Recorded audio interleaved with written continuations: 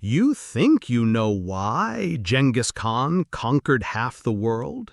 Military genius, right? Superior tactics? Actually, it started with 8 months of screams. His wife Borte was kidnapped in 1184, and for 8 agonizing months, Temujin listened to her cries echo across the steppes while he did nothing. When he finally rescued her, she was pregnant with another man's child. That personal failure, that burning shame, didn't just break him. It created a monster who would systematically weaponize sexual violence against millions of women across 2 continents as revenge for his own inadequacy. You're about to discover how 30 riders on horseback rewrote the genetic map of 2 continents. But first, you need to understand what life was like before that fateful morning in 1184. Picture this: young Temujin, barely 20 years old, living in a felt tent with his new bride, Borte. They'd been married less than a year, and by Mongol standards, life was good. Their small clan grazed horses across the endless grasslands of Mongolia, moving with the seasons, following ancient patterns their ancestors had traced for generations. Temujin's father, Yesugei, had died when he was just 9, poisoned by enemies, leaving the family to scrape by on the margins of tribal society. But now, with Borte as his wife and a handful of loyal followers, Temujin was finally building something of his own. The steppes were quiet that spring. No major wars, no clan feuds demanding immediate attention. Temujin spent his days training horses and his nights planning how to expand his small band of followers into something more substantial. Borte, daughter of a minor chief, had brought her own dowry of animals and prestige to the marriage. She was smart, politically aware, and genuinely seemed to love her young husband. For once in his hard life, Temujin felt secure. But the Merkits hadn't forgotten. Decades earlier, Temujin's father Yesugei had stolen his mother, Holan, from a Merkit warrior during her own wedding ceremony. It was a common practice on the steppes, taking women from rival tribes, but it always created blood debts that could simmer for generations. The Merkits had been waiting, watching, looking for the right moment to collect what they believed they were owed. When they learned that Yesugei's son had taken a wife of his own, they saw their opportunity for perfect revenge. The attack came at dawn. 30 Merkit warriors on horseback appeared like ghosts out of the morning mist, their war cries shattering the peaceful quiet of the camp. Temujin woke to chaos, shouts, the thunder of hooves, and the crackling of tents being set ablaze. He had maybe 20 seconds to make a decision that would haunt him forever. Stay and fight with his handful of men against 30 seasoned warriors, almost certainly dying in the process? You think you know why Genghis Khan conquered half the world? Military genius, right? Superior tactics? Or run, save himself, and hope to rescue Borte later when he had better odds? He chose to run. Grabbing his horse, Temujin fled across the steppes while the Merkits systematically destroyed his camp and rounded up his wife. In Mongol society, this wasn't just a tactical retreat. This was spiritual and political suicide. A man who abandoned his wife to enemies wasn't just a coward. He was broken at the most fundamental level. His ancestors would curse him, his followers would abandon him, and rival clans would treat him like a ghost already dead. Here's what most people don't realize about that morning. As Temujin rode away, desperately putting distance between himself and the raiders, he could hear Borte screaming his name. The open steps carry sound for miles, and her voice followed him like an accusation. She called for him to come back, to save her, to die fighting for her if necessary. But he kept riding, each of her screams driving deeper into his soul like a knife. The days that followed were pure psychological torture. Temujin had survived, but survival felt worse than death would have. Every member of his small clan looked at him differently now. They didn't say anything directly, but the sideways glances and whispered conversations made their judgment clear. He'd failed the most basic test of Mongol manhood. Word spread quickly across the tribal networks. Other chiefs heard the story and shook their heads in disgust. Some laughed openly at the young man who'd run away while his bride was taken. Temujin realized he lacked the military strength for an immediate rescue attempt. He had maybe 8 or 10 loyal followers left, nowhere near enough to assault a Merkit camp protected by 30 warriors. This forced him into the most humiliating position possible for a Mongol leader, begging other chiefs for help, admitting his weakness, trading future promises for present aid. Every conversation reminded him of his failure. That single moment of perceived cowardice began eating away at his identity and sense of masculine honor. The man who would become Genghis Khan started developing an obsession during those first horrible days. He began to understand that military victory alone wouldn't be enough. He needed something more devastating, more permanent, more psychologically destructive than simple conquest. The Dawn Raid didn't just take Borte from him. It shattered his worldview and planted the seed of what would become systematic revenge against every enemy tribe. Now came 8 months of psychological torture that would transform a failed husband into history's most vengeful conqueror. What happens to a man's mind when he's forced to listen to his wife suffering for 240 days straight, knowing he's powerless to stop it? You think you know why Genghis Khan conquered half the world? Military genius, right? Superior tactics? Or run, save himself, and hope to rescue Borte later when he had better odds? The geography of the Mongolian steppes made Temujin's nightmare impossible to escape. The Merkits' camp sat roughly 8 miles from where his scattered followers had regrouped, close enough that wind carried sounds across the flat grassland on quiet nights. Every evening brought a fresh horror. Borte's voice would drift across the darkness, sometimes screaming, sometimes crying, sometimes calling her name in desperation. The acoustics of the open plains turned her captivity into daily psychological warfare against the man who had abandoned her. Here's what most people don't realize about Mongol culture during this period. A captured wife wasn't just temporarily dishonored. She was permanently ruined, marked forever as contaminated by enemy contact. Even if Temujin managed a successful rescue, both of them would be socially destroyed. Other clans would whisper that she'd been defiled, that any children she bore might belong to her captors, that her husband was raising enemy blood. The cultural weight of this knowledge pressed down on Temujin like a physical burden, making every day of inaction feel like another nail in both their social coffins. The specific torments Temujin endured during those months reveal the calculated cruelty of the Merkits' revenge.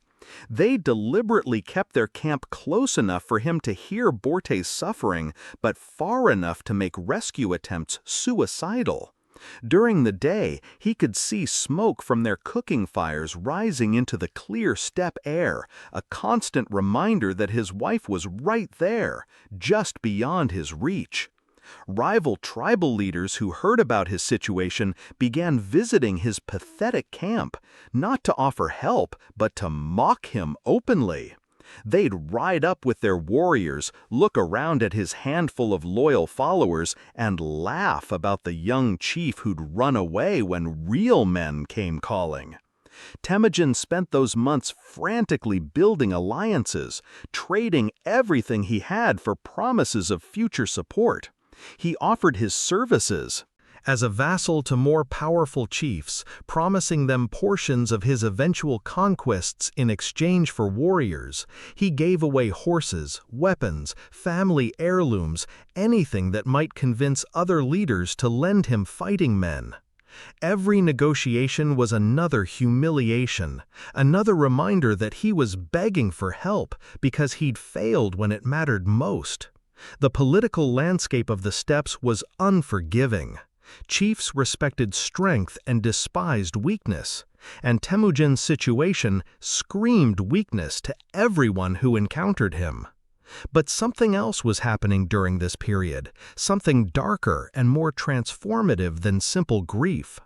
Rage was replacing sorrow in Temujin's heart. His desperation evolved into cold calculation. His hot emotion cooled into systematic planning. He started keeping lists of every tribe that had mocked him, every chief who had refused to help, every warrior who had laughed at his situation. These weren't just personal grudges anymore, they were debts that would eventually be collected with interest. The truly disturbing part was how Temujin began viewing Borte's suffering. Instead of seeing her as a victim deserving rescue, he started conceptualizing her pain as an asset, a debt that every enemy tribe would eventually pay back multiplied. Her screams became a soundtrack to his transformation from failed husband into calculating predator. He realized that the psychological torture he was experiencing, this helpless agony of hearing his wife's suffering while being unable to act, was actually an incredibly effective weapon. This realization led to an even more chilling development in his thinking. Temujin began conceptualizing female captives not as victims deserving protection, but as weapons that could inflict the same psychological torture on enemy men that he was experiencing. If capturing and abusing Borte could drive him nearly insane with rage and humiliation, then capturing and abusing enemy wives could have the same devastating effect on rival leaders. The mathematics of psychological warfare started forming in his mind during those long, horrible nights, listening to his wife's distant cries. His small group of followers noticed the change in their leader. The desperate young man who'd fled the Merkid raid was hardening into something colder and more dangerous. He stopped talking about honor and started talking about efficiency. He stopped planning rescue attempts and started planning systematic revenge campaigns that would extend far beyond just recovering his wife. Those 8 months didn't just traumatize Temujin. They gave him a blueprint for psychological warfare that he would later systematize across continents, turning personal anguish into imperial policy. The rescue mission that would prove even victory could feel like defeat when honor was already lost was finally taking shape. When Temujin finally stormed the Merkid camp with 20,000 warriors, what he found there would haunt him more than the 8 months of waiting ever did.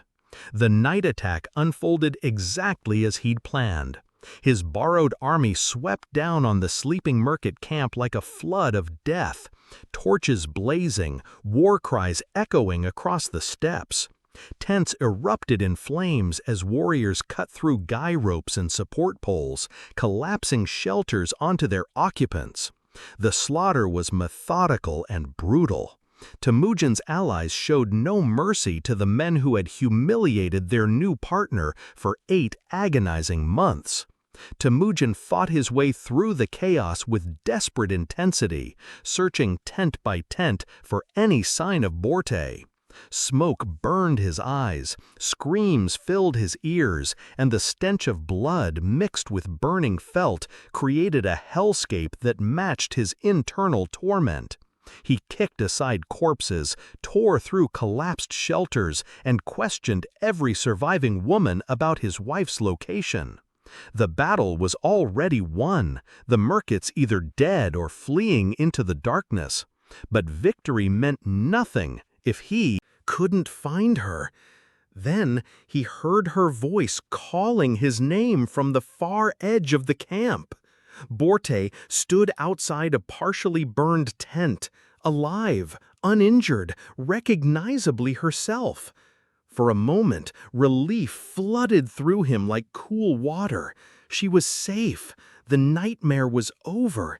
He could finally stop listening to her distant screams echoing across the steppes.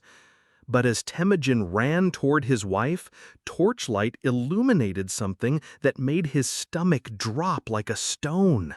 Borte was visibly pregnant. Her belly showed the unmistakable curve of advanced pregnancy, maybe 6 or 7 months along.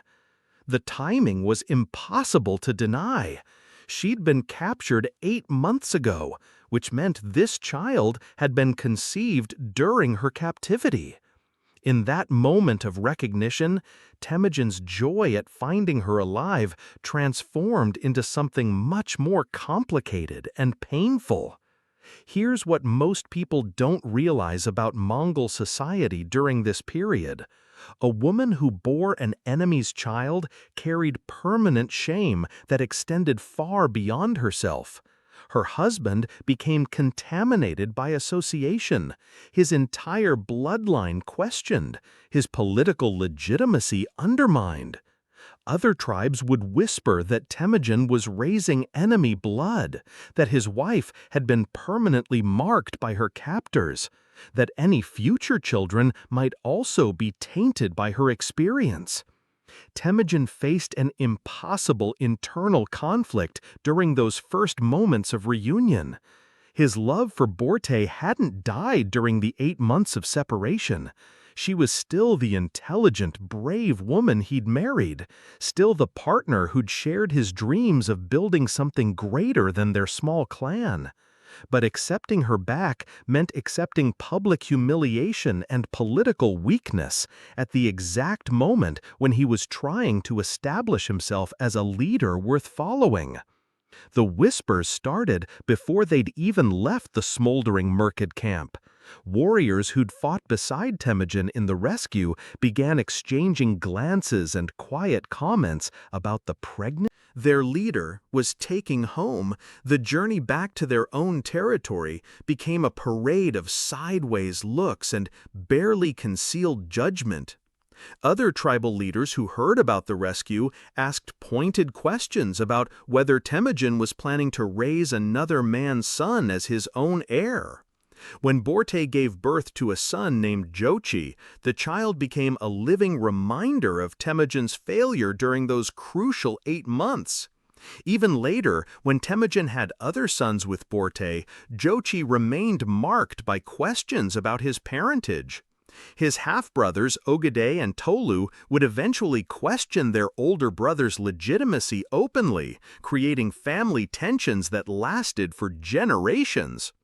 Every time Temujin looked at Jochi, he was forced to remember the morning he'd chosen to flee rather than fight. The truly disturbing realization came gradually over the following weeks and months. Temujin understood that even total military victory couldn't undo the shame of those 8 months of inaction. He'd rescued his wife, slaughtered his enemies, and demonstrated his growing power to neighboring tribes. But none of that changed the fundamental reality that he'd failed when it mattered most, and now everyone knew it. This psychological breaking point transformed his understanding of warfare completely. Simple conquest wasn't enough. Killing enemy warriors and taking their property left room for future revenge, future challenges, future questions about legitimacy. True victory required something more devastating and permanent. It required inflicting the same helpless humiliation on enemies that he'd experienced, ensuring they could never recover psychologically, even if they survived physically. The rescue succeeded militarily, but failed psychologically, teaching Temujin that conquest without psychological domination was meaningless. This personal revelation would evolve into a systematic doctrine of sexual warfare that would terrorize 2 continents. You're about to see how Genghis Khan's private trauma became the official doctrine of the largest contiguous empire in human history. But the transformation didn't happen overnight. Over the following decades, Temujin methodically conquered one neighboring tribe after another, building his reputation as something different from the typical steppe warlord. His early campaigns against smaller clans established a pattern that other leaders found unsettling. Where most warriors simply killed enemy men and took their women as slaves or wives, Temujin implemented something far more systematic and deliberate. His rise to power accelerated after the Borte incident, partly because his burning need for validation drove him to take risks other leaders avoided. He formed alliances with powerful chiefs like Jamuka and Khan, learned their military techniques, then systematically betrayed them when he'd gained what he needed. Each victory brought more followers, more resources, and more opportunities to test the darker strategies that had been forming in his mind since those 8 months of listening to his wife's distant screams. Unlike other steppe warriors who viewed conquest as a means to acquire wealth and status, Temujin began implementing something far more calculated and cruel. His commanders started noticing that their leader showed unusual interest in what happened to enemy women after battles ended. Instead of distributing captives randomly among his warriors as spoils of war, Temujin began developing specific protocols for how conquered women should be treated, where they should be sent, and what purposes they should serve in his growing empire. The first systematic application of his new doctrine came during the conquest of the Tatars, the tribe that had poisoned his father Yasugai decades earlier. This campaign represented both personal revenge and strategic experimentation. Temujin didn't just want to defeat the Tatars, he wanted to erase them completely, to ensure they could never threaten his family again or mock his authority. The battle itself was conventional enough, with Mongol cavalry overwhelming Tatar positions through superior mobility and coordination. But what happened after the military victory revealed Temujin's evolving philosophy of conquest. He ordered the systematic killing of every Tatar male above the height of a cartwheel, ensuring no future generation of warriors could seek revenge. More significantly, he commanded the systematic impregnation of every Tatar woman of reproductive age. This wasn't random sexual violence by undisciplined soldiers. This was calculated demographic warfare designed to erase the Tatar bloodline through forced reproduction with Mongol warriors. The chilling logic behind this strategy demonstrates how Temujin had transformed his personal trauma into imperial policy. Sexual domination didn't just defeat enemies in the present moment. It erased their genetic future entirely, ensuring that even if some Tatars survived physically, their children would carry Mongol blood and grow up loyal to Mongol culture. The psychological impact was equally devastating. Enemy tribes learned that opposing Temujin meant not just risking death in battle, but facing the complete elimination of their people as a distinct group. Temujin's commanders began documenting these policies during the Tatar campaign, creating written protocols that could be applied to future conquests. Officers received specific instructions about how to categorize captured women, which ones should be assigned to which warriors, and how to prevent escape attempts during the forced pregnancy periods. These weren't informal guidelines passed down through oral tradition. They were formal military policies recorded on paper and distributed throughout the growing Mongol command structure. The moment when personal revenge evolved into imperial doctrine came when Temujin realized how effectively these tactics broke enemy resistance before battles even began. Word spread quickly across the steppes about what happened to tribes that opposed the rising Mongol leader. Chiefs who might otherwise have fought to the death began surrendering without resistance when they learned their women and children faced systematic absorption into Mongol society. The psychological warfare component proved even more valuable than the demographic engineering. This policy appealed to Mongol warriors not just for its cruelty, but for its effectiveness in reducing their own casualties. Why fight desperate enemies willing to die for their families when you could terrify them into submission by threatening something worse than death? You think you know why Genghis Khan conquered half the world? Military genius, right? Superior tactics? Or run, save himself, and hope to rescue Borte later when he had better odds.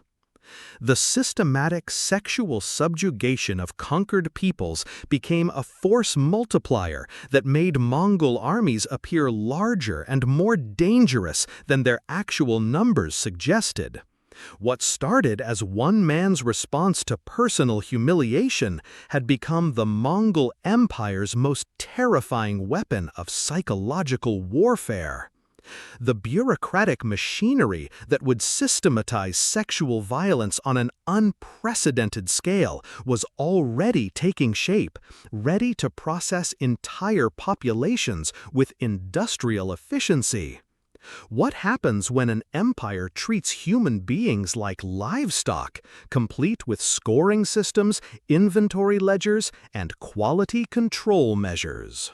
As the Mongol Empire expanded beyond the steppes into settled civilizations, Genghis Khan faced a logistical nightmare that no nomadic leader had ever confronted.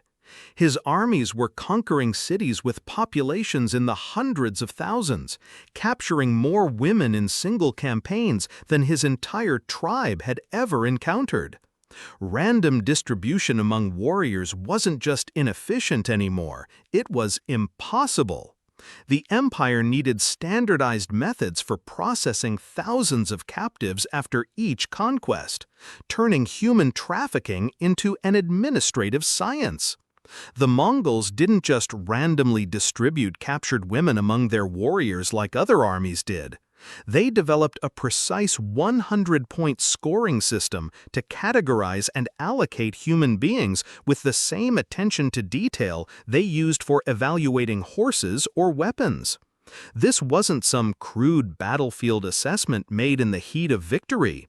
This was bureaucratic precision applied to human suffering, complete with trained evaluators, standardized criteria, and written documentation that could be referenced years later. Picture the horrifying evaluation process that became routine across the empire. Captured women were forced to stand naked in courtyards while Mongol officials circled them with ledgers, assessing physical attributes like livestock at market. Teams of evaluators examined each woman systematically, checking teeth for age estimation, measuring height and proportions, testing hair texture, and evaluating skin condition. The women weren't allowed to speak during these assessments. They were inventory, being cataloged, not people expressing preferences or fears. The point system itself reveals the calculated nature of this process. Virgin princesses from royal families might score 95 points, marking them for inclusion in the Khan's personal collection or for strategic marriages with Mongol nobles. Young women from merchant families with valuable skills like reading or accounting could 70, 80 points, destining them for assignment to high-ranking officers. Older women, or those showing signs of previous childbirth, might score single digits, marking them for the lowest tiers of the system. Here's what most people don't realize about the bureaucratic precision involved. Scribes recorded detailed measurements, ethnic origins, estimated ages, and reproductive potential with the same care used for military supplies. Each woman received a numbered wooden tag that corresponded to entries in official ledgers. These records tracked not just physical characteristics, but also language skills, family connections, and any special talents that might prove useful to the empire. The documentation was so thorough that administrators could locate specific women years later using nothing but ledger references. The distribution hierarchy that emerged from this scoring system created a pyramid of sexual slavery that extended throughout Mongol society. Women scoring above 80 points became wives or concubines of the Khan and his immediate family.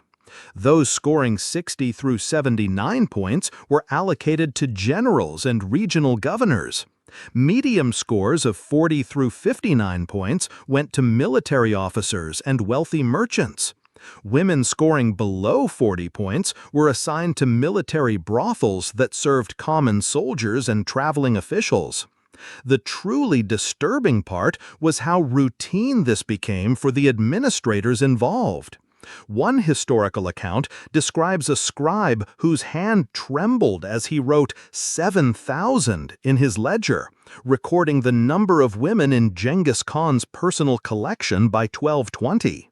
Think about that number for a moment. 7,000 individual women, each with their own family, dreams, and identity, reduced to entries in a bureaucratic inventory system. The scribe's trembling wasn't from moral horror at what he was documenting, it was from the practical difficulty of managing such enormous numbers. This system transformed sexual violence from random brutality into calculated administration, making atrocity feel routine and bureaucratic for everyone involved.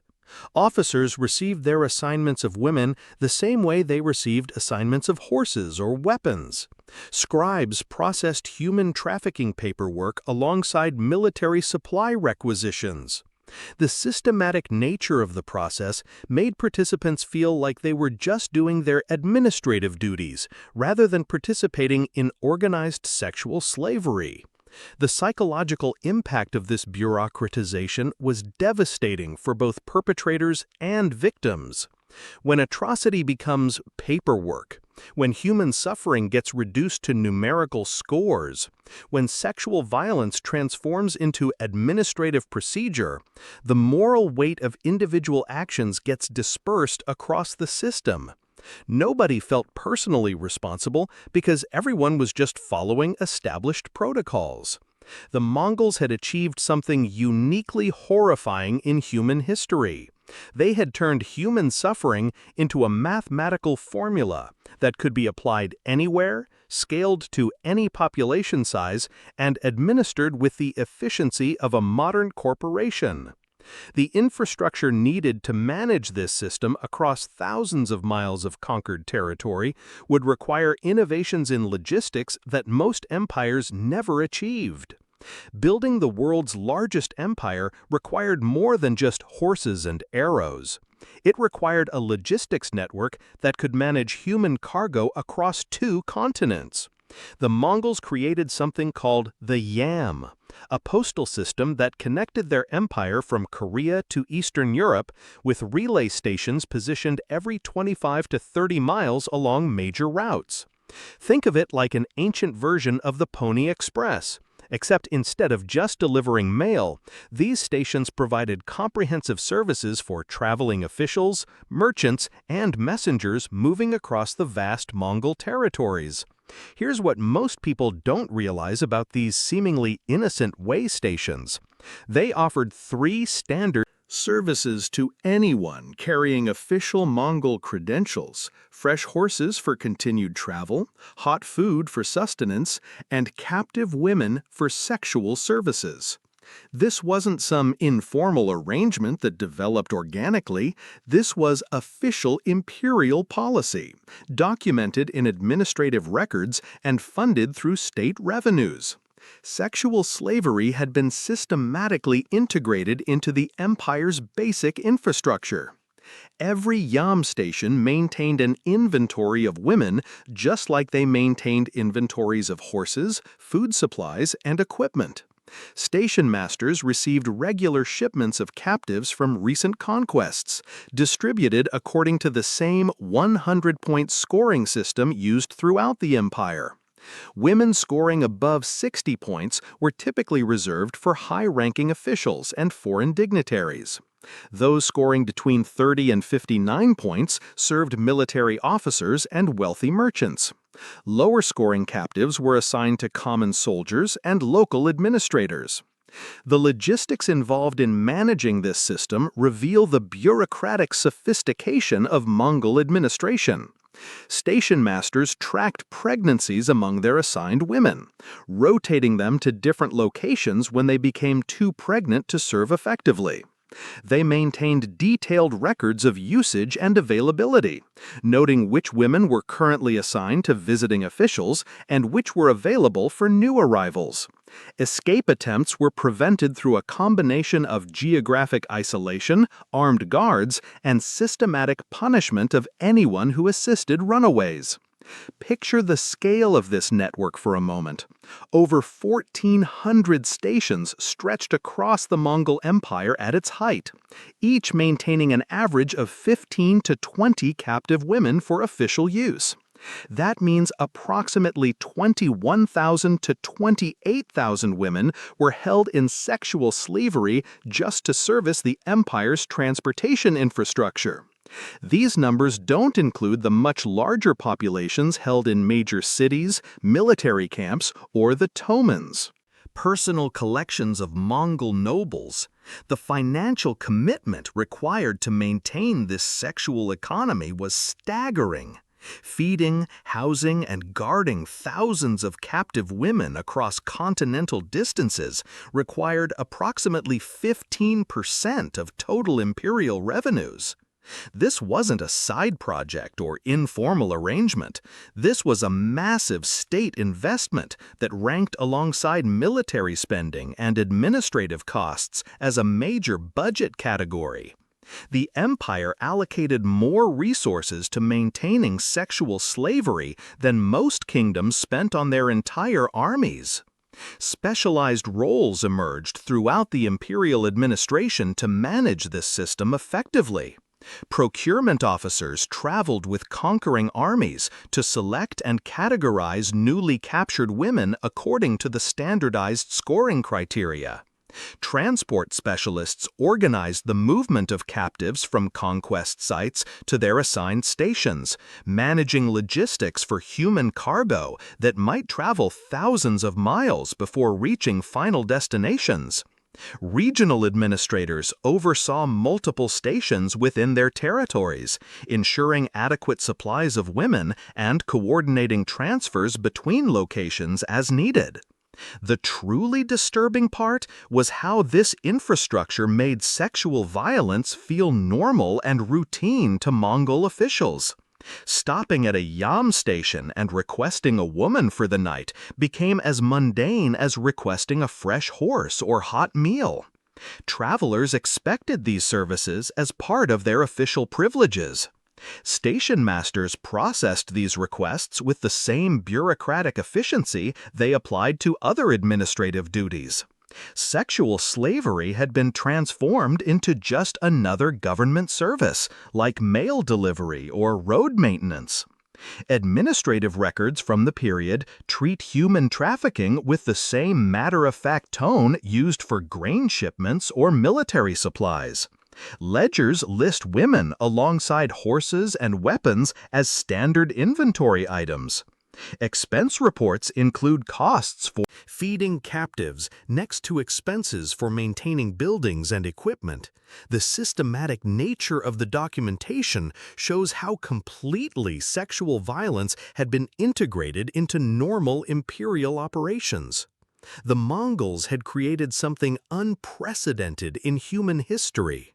A continental network of institutionalized sexual slavery that functioned with the efficiency of a modern corporation. This infrastructure didn't just support their military conquests, it enabled specific campaigns of genetic warfare against targeted populations, providing the logistical foundation for demographic engineering on a scale never before attempted. In 1202, Genghis Khan implemented what might be history's first systematic campaign of genetic warfare, and the Tatar tribe would serve as his proving ground. The Tatars represented the perfect target for Khan's evolving strategy of demographic destruction. These were the people who had poisoned his father Yesugei decades earlier, creating a blood debt that demanded more than simple military victory.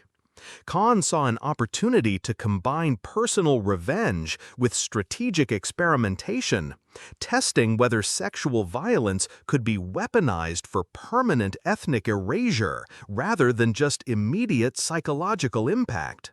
Here's what most people don't realize about Khan's goals during this campaign. He wasn't just planning to defeat the Tatars in battle and move on to the next conquest. He was planning to erase them genetically by ensuring every Tatar woman of reproductive age would bear Mongol children. This wasn't random brutality by undisciplined soldiers after a successful battle. This was calculated demographic engineering designed to eliminate the Tatar people as a distinct ethnic group within a single generation. The systematic nature of the campaign reveals the cold precision of Khan's evolving warfare doctrine. After his cavalry overwhelmed Tatar positions through conventional military tactics, Mongol forces implemented a coordinated program that went far beyond typical conquest procedures. They rounded up every woman between the ages of roughly 12 and 40, separating them from their families and organizing them into groups for systematic assignment to Mongol warriors. The separation process itself was designed for maximum psychological impact, forcing Tatar families to watch helplessly as their daughters and wives were catalogued like livestock. The operational details of this program show the chilling precision that would later characterize Mongol administration across their entire empire. Pregnant captives were monitored constantly by assigned guards who prevented attempts at self-harm or miscarriage. Women who tried to injure themselves or terminate their pregnancies faced increased surveillance and physical restraints. Suicide attempts resulted in round-the-clock supervision that made escape or self-destruction impossible. The Mongols understood that their genetic warfare strategy only worked if forced pregnancies were carried to term and the children survived. The psychological warfare component of this campaign proved as devastating as the physical violence. Tatar fathers and brothers were kept alive specifically to witness the systematic assignment of their female relatives to Mongol warriors. They watched as Mongol officers selected women based on the same scoring criteria used throughout the empire, with the most attractive assigned to higher-ranking warriors and others distributed among common soldiers. The emotional torture of this process was deliberate, designed to break the spirits of surviving Tatar men completely. Khan's long-term thinking behind this strategy demonstrates his sophisticated understanding of how reproduction could be weaponized for territorial control. He realized that controlling who bore children and which genetic lines continued meant controlling the future ethnic composition of conquered territories. Tatar children raised by Mongol fathers would grow up. Implemented. These tactics would soon scale up during major city conquests across the empire, where hundreds of thousands of women would face the same systematic processing that had eliminated the Tatar people. When 100,000 women were gathered in Samarkand's main square in 1220, what happened next would become the template for urban conquest across the Mongol Empire. Picture one of Central Asia's greatest cities, a jewel of Islamic civilization with libraries, palaces, and bustling markets that had thrived for over 1,000 years. Within 3 days of the Mongol assault, Samarkand lay in smoking ruins. The magnificent buildings were ash, the libraries burned, and every male above the age of 12 lay dead in the streets. But the women remained alive, herded like cattle into the central marketplace where they waited in terror for whatever came next. This wasn't random chaos following a successful siege. This was a carefully orchestrated 3-day selection process that would determine the fate of every woman in the city. Mongol administrators had arrived with the conquering army, bringing their ledgers, evaluation forms, and standardized procedures that had been refined during smaller conquests across the steppes. They'd done this before, in cities like Bukhara and Merv, perfecting their methods for processing large urban populations with industrial efficiency. The systematic sorting began immediately after the last resistance ended. Women were separated by age, ethnicity, and social class into distinct groups across the vast marketplace. Persian nobles who had lived in Samarkand's wealthiest districts found themselves corralled in one section, their silk robes now torn and dirty.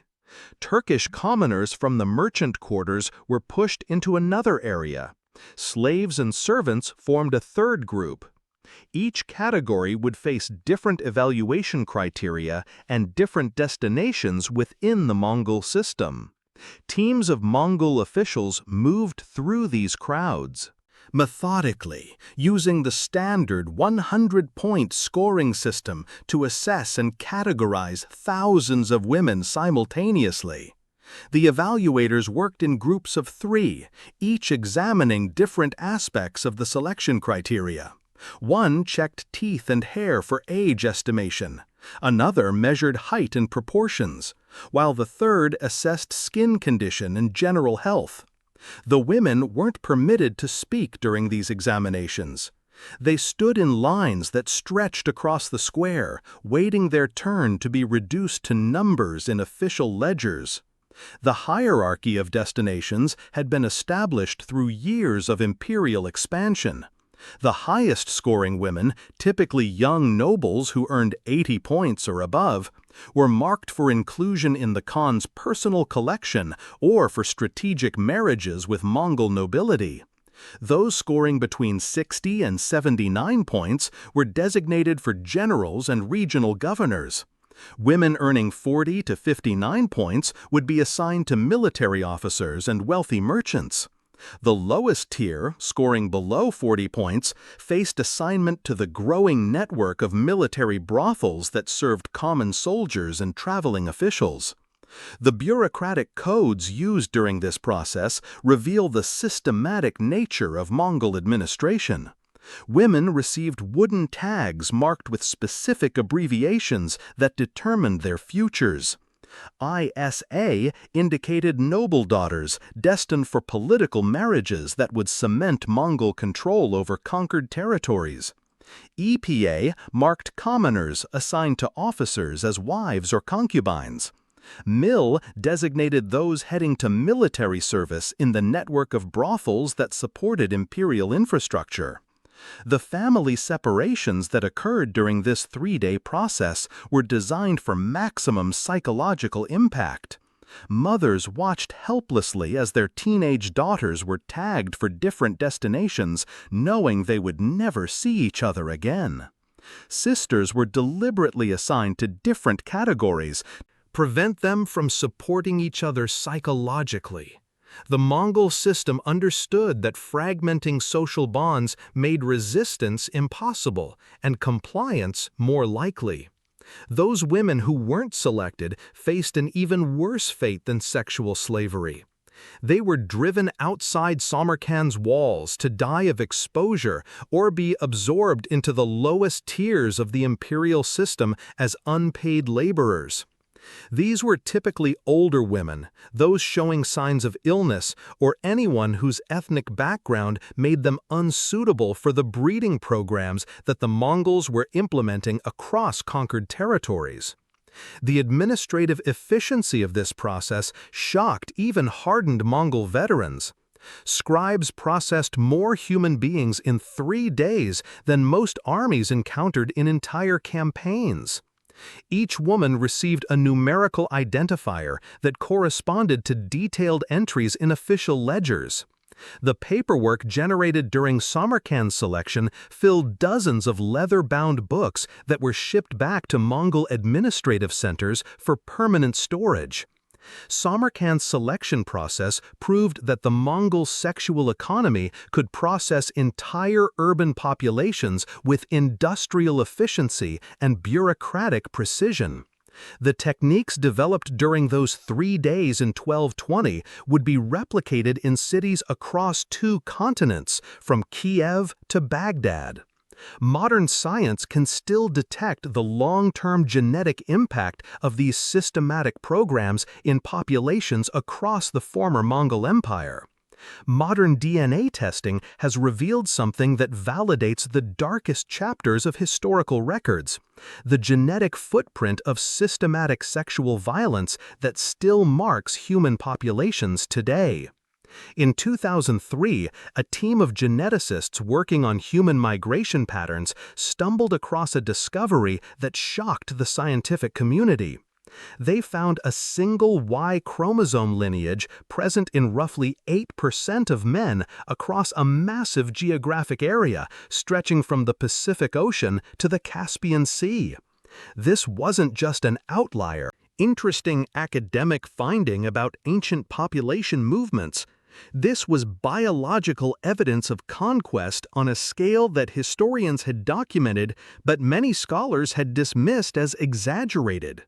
The genetic marker they discovered traces directly to the Mongol conquest period of the 13th and 14th centuries, providing hard scientific proof for the scale of systematic reproductive policies described in historical records.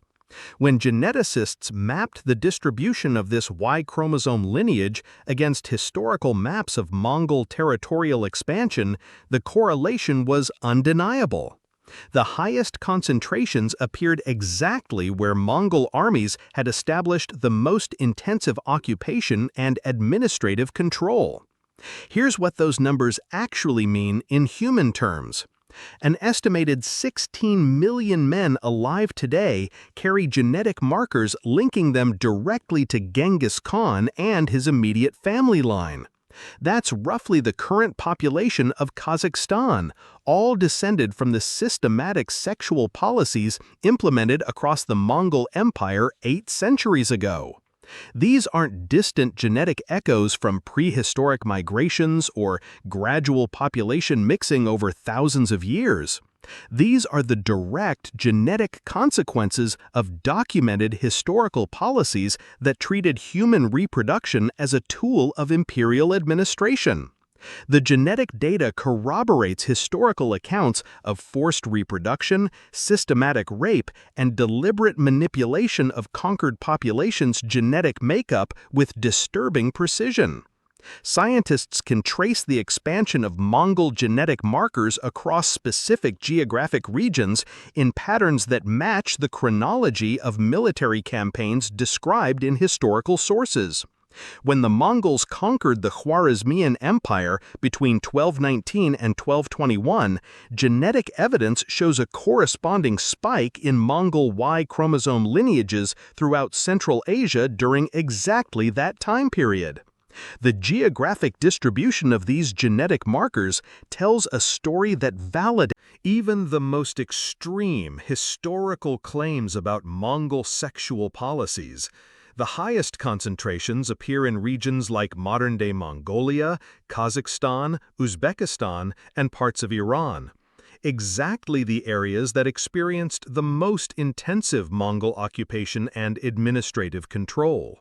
Lower but still significant concentrations extend into Russia, Eastern Europe, and northern China, matching the territorial boundaries of the empire at its peak. Modern genetics has also detected the demographic bottlenecks created by Mongol conquest that historians had described but couldn't prove scientifically. Entire regional populations show genetic signatures of massive population replacement during the 13th and 14th centuries. In some areas, the genetic diversity that had accumulated over thousands of years was suddenly compressed into much narrower lineages, indicating that large portions of local male populations were eliminated while female populations were systematically absorbed into Mongol genetic lines. This genetic evidence transforms our understanding of medieval warfare completely. Sexual violence wasn't just a byproduct of conquest that happened when undisciplined soldiers got out of control after successful battles. It was a deliberate strategy for long-term territorial control, implemented with the same systematic precision that the Mongols applied to their military logistics and administrative policies. The genetic patterns prove that these programs continued for generations after initial conquests, indicating sustained imperial policies rather than temporary wartime brutality. The genetic patterns validate historical claims that many modern scholars had dismissed as impossible exaggerations. When medieval chroniclers described Mongol armies systematically impregnating conquered populations or maintaining harems with thousands of women, academic historians often assumed these accounts were propaganda designed to demonize foreign enemies. The DNA evidence proves these chroniclers were documenting actual policies that were implemented with industrial efficiency across 2 continents. Scientists have even detected genetic evidence for the specific administrative categories described in Mongol historical records. Different regions show different patterns of genetic mixing that correspond to the hierarchical distribution systems used for captive women. Areas with high concentrations of Mongol nobility show genetic signatures consistent with the assignment of highest-scoring captives to imperial families, while frontier regions show patterns matching the lower-tier assignments described in administrative documents. DNA doesn't lie about what happened during those centuries of systematic sexual violence. The genetic evidence confirms that Genghis Khan's sexual practices weren't just brutal, individual acts of cruelty. They were systematically designed to rewrite human populations at the cellular level, creating genetic monuments to imperial conquest that scientists can still detect today. The ultimate irony was how this system would finally be brought down by one of its own victims. The screams from Borte's tent in 1184 didn't just echo across the Mongolian steppes. They reverberated through history, reshaping the genetic makeup of 2 continents and leaving scars that modern science can still detect in our DNA today. What started as one man's personal failure and burning shame became a systematic program of sexual violence that affected millions of lives and permanently altered human populations across the largest empire in history. The next time you hear about Genghis Khan's military genius, remember that his most effective weapon wasn't superior tactics or cavalry charges. It was the calculated transformation of personal trauma into state-sanctioned atrocity that still haunts our genetic code 8 centuries later. You think you know why Genghis Khan conquered half the world? Military genius, right? Superior tactics? Or run, save himself, and hope to rescue Borte later when he had better odds? The systematic sexual subjugation of conquered peoples became a force multiplier that made Mongol armies appear larger and more dangerous than their actual numbers suggested. What started as one man's response to personal humiliation had become the Mongol Empire's most terrifying weapon of psychological warfare. The bureaucratic machinery that would systematize sexual violence on an unprecedented scale was already taking shape, ready to process entire populations with industrial efficiency.